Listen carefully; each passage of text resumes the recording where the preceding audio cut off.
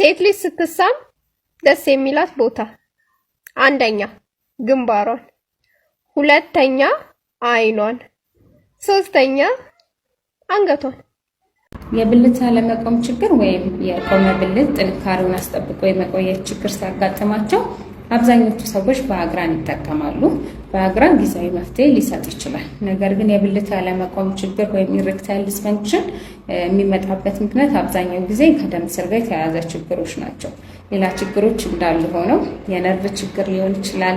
ስር የሰደዱ ህመሞች፣ ለአንዳንድ ህመሞች የሚሰጡ መድኃኒቶች ይህን ችግር ሊያመጡት ይችላሉ።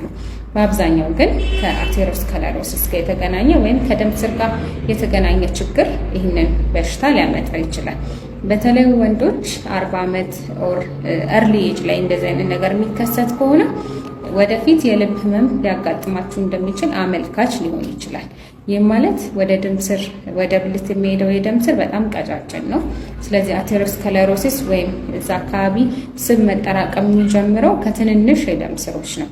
ይሄ ችግር በቶሎ ታውቆ ህክምና ካላገኘ እየቆየ ሲሄድ ትልልቅ የደም ስሮችን በመዝጋት ለልብ ችግር ሊያጋልጣችሁ ይችላል። እንዲህ አይነት ችግር ሲያጋጥማችሁ የጊዜያዊ መፍትሄ ከመፈለግ ይልቅ ምክንያቱ ታውቆ ዘለቀታዊ የሆነ ህክምና ብታደርጉ የተሻለ ነው። ወንድ ልጅ መሳም የሚወደውን ወሳኝ ሁለት ቦታ ነግራችኋለሁ። ሁለቱም ቦታ ነግራችሁ ደግሞ ኮሜንት ላይ ምን እንደተባልኩ ይነግራችኋለሁ። አንደኛ ወንድ ልጅ መሳም የሚወደው ከኋላው ከጀርባው መተሽ አንገት ውስጥ ስስሚው ፎንቃ በፎንቃ ነው የሚሆነው። አይረሳሽም። በጣም ነው ደስ የሚለው ማለት ነው። ሁለተኛ ደግሞ ከንፈሩን ስስሚ፣ በተለይ ደግሞ የሚያፈቅርሽ ከሆነ ደግሞ ወይ ደግሞ ከንፈሮች የሚያምሩ ከሆነ ብስሚው በጣም ደስ ይለዋል። እና ኮሜንት ላይ ሰው ምንድን ያለኝ ከጀርባው መተሽ አንገቱን ስስሚው ደስ ይለዋል ሲል ብዙ ኮሜንቶች ምንድን ነው የሚሉት? አጭር ነኝ ቁመቴ አይደርስም፣ ከኋላ መጥቼ አቅፌ ለመሳም ቁመቴ አይደርስም ነው ያላችሁን ብዙዎቻችሁ። እኔ የምለው ግን ባልሽ አይተኛም እንዴ? ወይ ደግሞ አይቀመጥም? የግድ እኮ ቆሞ መሆን የለበትም እኮ። ሲተኛ ከጀርባው መተሽ፣ ሲቀመጥ ከኋላ አቅፈሽ ሶፋ ምናምን ላይ ወይ ደግሞ ስተኙ ይቻላል እኮ። እና እንደዛ አስተካክሉት። የግድ መቆም የለበትም።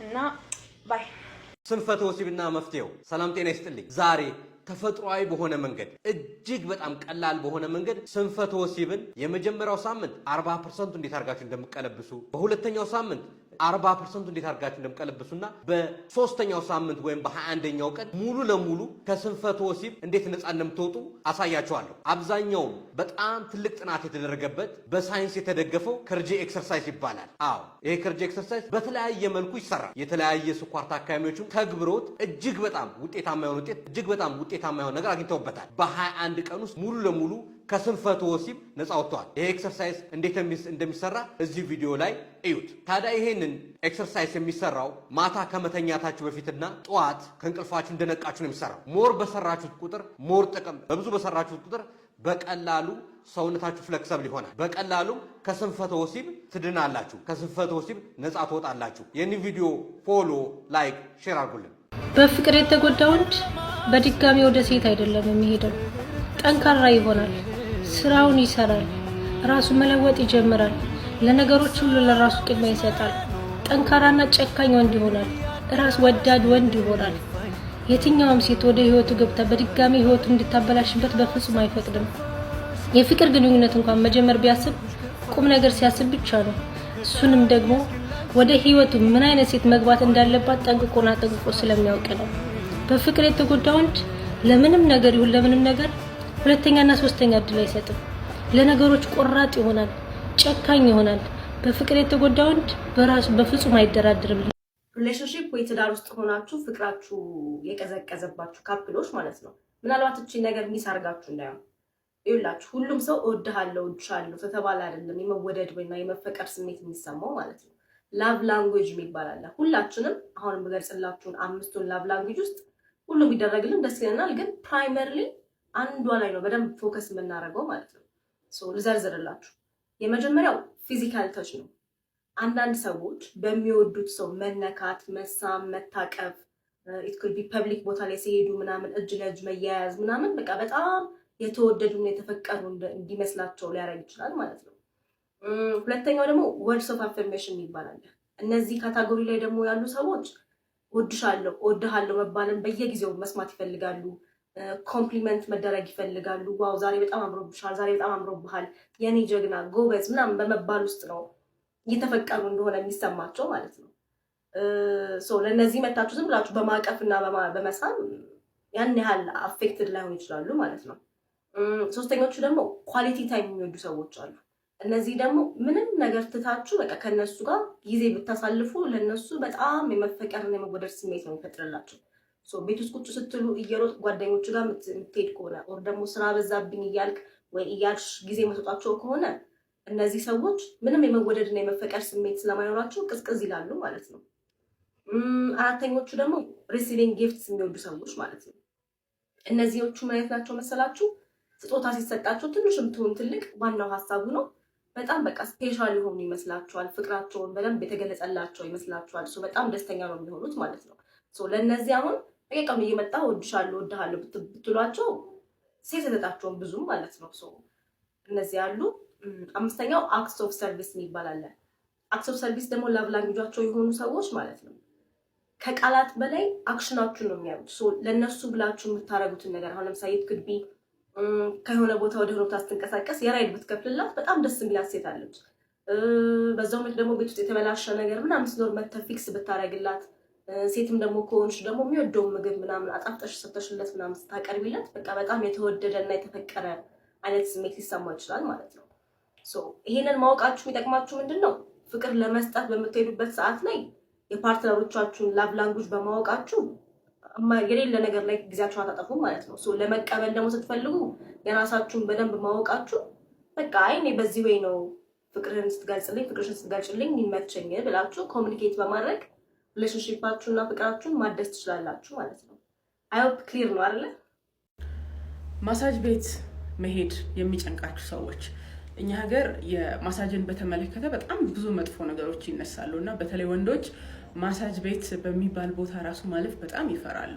እንዲህ አይነት ፍርሃት ያለባችሁ ሰዎች ማሳጅ የሚሰጠው ጥቅም ደግሞ እንዳያመልጣችሁ ፍቅረኛህ ወይ ደግሞ ሚስትህ በቤት ውስጥ ማሳጅ ልታደርግ ትችላለች።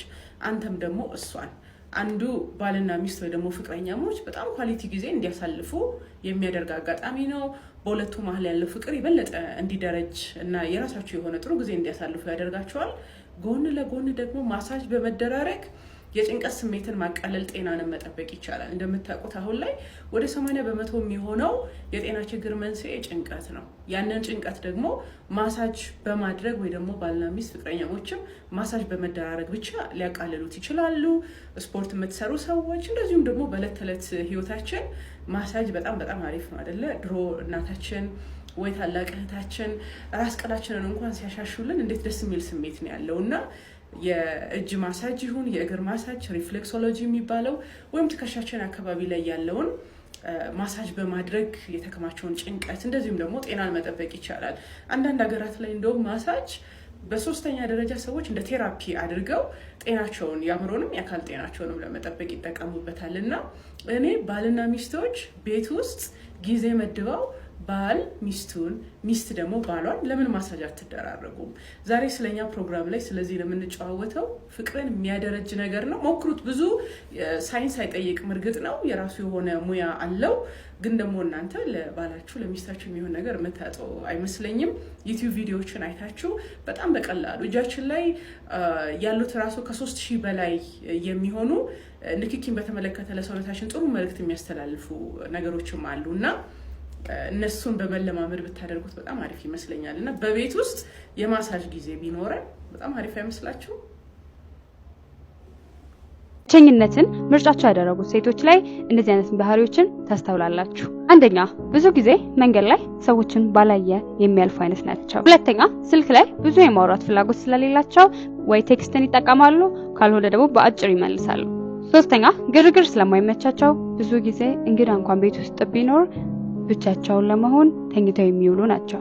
አራተኛ፣ ከብዙ ሰዎች ጋር ከመውጣት ቀኑን ሙሉ ስልኳ ላይ ተጥዳ ብትውል ደስ ይላታል። አምስተኛ፣ ኮሚኒኬሽን ላይ ብዙም አይደለችም፣ ብዙ ማውራት አትወድም። ጥሩ ባል ማለት ሀብታም ወይም ቆንጆ ወንድ አይደለም፣ የሴት ልክ የሚያውቅ ወንድ ነው።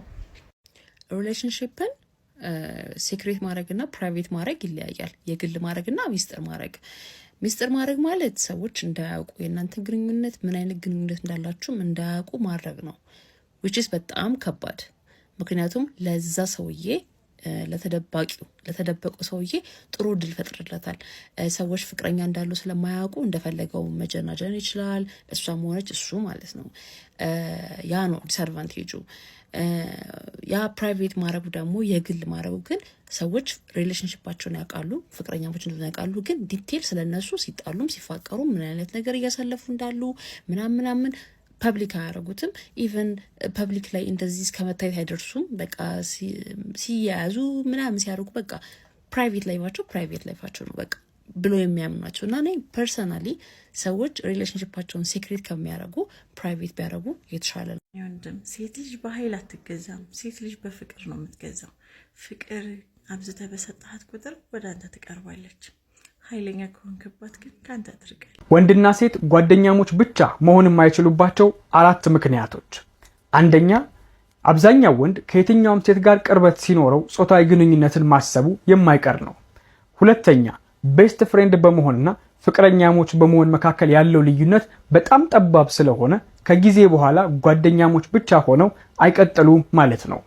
ሶስተኛ፣ በተለያየ ጊዜ መተሳሰብ መደጋገፍ ስላለ ሳታስቡት ለዚህ ሰው በልባችሁ ውስጥ ትልቅ ስፍራ ይኖራችኋል። ይሄም ግንኙነቱን ወደ ሌላ መንገድ እንዲቀይረው ምክንያት ይሆናል። አራተኛው፣ ከትዳር አጋራችሁ ወይንም ከፍቅረኛችሁ ያላገኛችሁትን ለምሳሌ እንክብካቤ ሊሆን ይችላል ከዚህኛው ጓደኛችሁ ብታገኙ ፍቅራችሁም እንደዚሁ ወደዚህኛው ሰው እየተቀየረ ይመጣል ማለት ነው። ታዲያ በእንደዚህ አይነት አጣብቂኝ ሁኔታ ውስጥ ያላችሁ ሰዎች በእነዚህ ቁጥሮች በመደወል መፍትሄ ማግኘት ትችላላችሁ ማለት ነው። ሐሳባችሁን ኮሜንት ላይ ያሳውቁኝ። ፎሎ ማድረግ፣ ሼር ማድረግ እንዲሁም ላይክ ማድረግ እንዳይረሳ። አመሰግናለሁ። በየቀኑ አፈቅርሻለሁ የሚል ቴክስት አይልክልሽ ይሆናል፣ ግን ደግሞ ሁሌ በደህና ቤትሽን መግባትሽን ቼክ የሚያደርግ ከሆነ እመኚኝ ይሄ ልጅ የጸሎትሽ ምላሽ ነው። የፍቅር ትርጉም እንደየእድሜያችን እንደሚለያይ ስንቶቻችሁ ታውቃላችሁ? ለምሳሌ እስከ 12 እድሜያችን ድረስ ፍቅር ደህንነትና እንክብካቤ ማግኘት ነው። መታቀፍ፣ መነካት እንዲሁም መሰረታዊ ፍላጎት መሟላት ነው ፍቅር። ማፍቀር የምናውቀው እንደዚሁም ስንፈቀር ነው። 13 እድሜ እስከ 19 እድሜያችን ድረስ ፍቅር ከማንነታችን ጋር ይገናኛል። ራሳችንን ፈልገን ማግኘትና ሙሉ ለመሆን መሞከር ነው። በዚህ ጊዜ ላይ ታዲያ ውጫዊ ሰውነታችን ላይ በጣም ትኩረት እናደርጋለን። በዙሪያችን ያሉ ጓደኞቻችን ቆንጆ እንደሆነና ተፈላጊ እንደሆንን እንደምንወደድ እንዲነግሩን እንፈልጋለን። ከ20 እስከ 35 እድሜ ድረስ ፍቅር ምርጫና አብሮ መስራት መቻል። ጋራ ግብ ይኖረናል፣ ኃላፊነት እንወስዳለን፣ እንደጋገፋለን፣ አለሁልህ መባባል እንጀምራለን። ከ36 እድሜ እስከ 65 ዓመት ድረስ ፍቅር ማገልገል ነው። ከራስ አልፎ ለማህበረሰብም ጭምር የሚተርፍ ነገር መስራት። ከ65 እድሜ በላይ ፍቅር መኖር ነው፣ ተቀባይነት ማግኘት ነው። ላለፉ ስራዎች ደግሞ እውቅና ማግኘት መቻል ነው። ታዲያ እናንተ የቱ ጋር ናችሁ? ባል ሚስቱ እንድታደርግለት የሚፈልጋቸው 5 ወሳኝ ነገሮች። አንደኛ፣ ሁል ጊዜ ምቾቱና ነፃነቱ እንዲጠበቅለት ይፈልጋል። የግል ስብዕናና ባህሪው እንዲነካበት አይፈልግም። ሁለተኛ፣ በቃላትም ይሁን በተግባር ሁል ጊዜ ከሚስቱ አድናቆትንና አክብሮትን ማግኘት ይፈልጋል። ሶስተኛ፣ ወደ ቤቱ ሲገባ ጥሩ አቀባበልና ማራኪ ፈገግታን ሚስቱ ላይ ማየት ይፈልጋል። አራተኛ፣ ወንድ ልጅ በጣም ስልቹ ነው። ሁል ጊዜ እንደ ሕፃን ልጅ እንክብካቤና አዳዲስ ነገር ማየት ይፈልጋል። ባለሽ ነገር ተንከባከቢው፣ አዳዲስ ነገር አሳይው። አምስተኛ፣ ከሚስቱ ጋር በማንኛውም ሰዓት ጣፋጭ የሆነ የፍቅር ጊዜያትን ማሳለፍና ደስተኛ መሆን ይፈልጋል። ሴት ላይ ኢንቨስት ስታደርግ አንተ ምን ያህል ትወዳታለህ በሚለው ሳይሆን እሷ መልሳ አንተ ላይ ምን ያህል ኢንቨስት ታደርጋለች በሚለው መሆን አለበት። ስለወደድካት ብቻ ያለህን ነገር እሷ ላይ የምታፈስ ከሆነ ለምን ጥቂት ጊዜህም አይሆንም? ስህተት ነው። ፍቅረኛሽ ወይንም ባልሽ በትንንሽ ነገሮች የሚበሳጭብሽ ከሆነና የሚናደድብሽ ከሆነ እመኝኝ ከልቡ ያፈቅርሻል ማለት ነው። ያው ላንቺ ጭቅጭቅ መስሎሽ ልትሰላች ትችያለሽ። ነገር ግን ወንድ ልጅ የሚናደድባትና የሚመክራት ሴት ከልቡ የሚያፈቅራትን ሴት ብቻ ነው። ምክንያቱም ላንቺ ስለሚያስብልሽ ነው። ነገ ላይ መጥፎ ቦታ ላይ ወድቀሽ ማየት ስለማይፈልግ ስለሚወድሽ ስለሚያፈቅርሽ ነው። ተረጂው እንጂ ወንድ ልጅ አንቺን ካላፈቀረሽ ላንቺ ምንም ቦታ ከሌለው ምንም ነገር ብታደርጊ ለነገሮች ሁሉ ኬርለስ ይሆናል። ምክንያቱም ላንቺ ቦታ አይሰጥሽም። ስኬታማ የፍቅር ህይወት የሚያስፈልግ አንድ ቁልፍ ነገር አለ። የስሜት ብልህነት ይባላል። ደግሞ በስሜት ብልህ መሆን የሚባል ነገር አለ እንዴ? አዎ አለ። ራስን ስሜት ስናውቅና ስናስተዳድር እንዲሁም የፍቅረኛችንን ስሜት ስንለየውና ስናስተዳድር በስሜት ብልህ ሆንን ይባላል። በዚህ ቁልፍ በሆነው ጉዳይ ላይ ሌሎችንም ቪዲዮዎች በቅርቡ ለቅላችኋለሁ። የመጀመሪያው ደረጃ ግን የራስን ስሜት ለይቶ ማወቅ ስለሆነ አሁን ምን እየተሰማችሁ እንደሆነ ኮሜንት ላይ ጻፉልኝ። በመሳሳም ብቻ እነዚህ ሁሉ በሽታዎች እንደሚመጡባችሁ ታውቃላችሁ? ሰላም ጤና ይስጥልኝ። ከዶክተር ገሊላ ስፔሻሊቲ የጥርስ ህክምና ክሊኒክ ነው። ዛሬ በመሳሳም ብቻ የሚመጣባችሁን በሽታዎች ነግራችኋለሁ። ከነዚህም ውስጥ ግላንዱላር ፊቨር እንዲሁም ደግሞ መብስ ወይም ደግሞ ጆሮ ደግፍ የምንለው ሄርፐስ ቫይረስ፣ የድድና እንዲሁም ደግሞ የጥርስ ህመምን ሼር እንደራረጋለን። ስለዚህ ተጠንቀቁ። የጥርስና ተመሳሳይ ኮንተንቶች ይሄንን ፔጅ ፎሎ፣ ላይክ፣ ሼር ያድርጉ። እናመሰግናለን። ፍቅረኛህ እንደምትወድህ 5 ማረጋገጫ መንገዶች። አንደኛ፣ አይንህን ማየት ስለምትፈራ መንገድ ላይ ባላየ ታልፋለች። ሁለተኛ፣ ምን መመለስ እንዳለባት ስታስብ ቴክስት ቶሎ አትመልስም። አራተኛ፣ ስትደውልላት ስለምትደነግጥ ስልክህን አታነሳም። አራተኛ፣ ካንተ ፊት መሆን ስለሚያስፈራት እንገናኝ ስትልህ እሺ አትልህም። አራተኛ፣ አንተን ለመርሳት ስትል ቦይፍሬንድ ትይዛለች። የትኛውም ወንድ ከሚያፈቅራት ሴት እነዚህን 4 ነገሮች ማግኘት ይፈልጋል። አንደኛ፣ ክብር። ክብር ለወንድ ያለው ቦታ ከምትሰጩ ስጦታና አብረሹ ከምታሳለፊው የፍቅር ጊዜ ያለፈ ነው። በማንነቱና በስራው ካመንሽው፣ ካደነቅሽውና እውቅና ከሰጠሽው አከበርሽው። ሁለተኛ፣ አካላዊ ቅርበት። እጁን መያዝ፣ መንካት፣ ማቀፍ እንዲሁም በፍቅር አይን ማየት ማለት ነው። እነዚህን ስታረጊለት በየቀኑ አንቺ እንደመረጥሽውና እንደተመረጠ ይሰማዋል። ሶስተኛ፣ አምንብሃለሁ መባል። ይህንን ስትዩ አቅሙ ይጨምራል፣ ተስፋው እንደገና ይጨምራል፣ ያሸንፋል። አራተኛ፣ ሰላም። አንቺ ጋር ሲሆን መረጋጋትን፣ ፍቅርን፣ መዋሃድን ማግኘት ይፈልጋል። ወንድ ቻርጅ አድርጎ ባትሪውን የሚሞላው በዚህ መንገድ ነው። አንቺ የሰላም ስፍራው ልትሆኚ ይገባሻል። በእነዚህ 4 ነገሮች ከተስማማችሁ 100 ብላችሁ ኮሜንት አድርጉ። ካልተስማማችሁ 0 ብላችሁ ኮሜንት አድርጉ። የምትጨምሩትም ካለ መጻፍ ትችላላችሁ። እኔ ቆንጆ፣ ወንድ ልጅ ችግሩን የሚነግርሽ ደካማ ስለሆነ ሳይሆን ከጎኑ ስላለሽና ትረዳኛለሽ ብሎ ስለሚያስብ ነው። ስለዚህ ከልብሽ የምታፈቅሪ ከሆነ ተረጁ።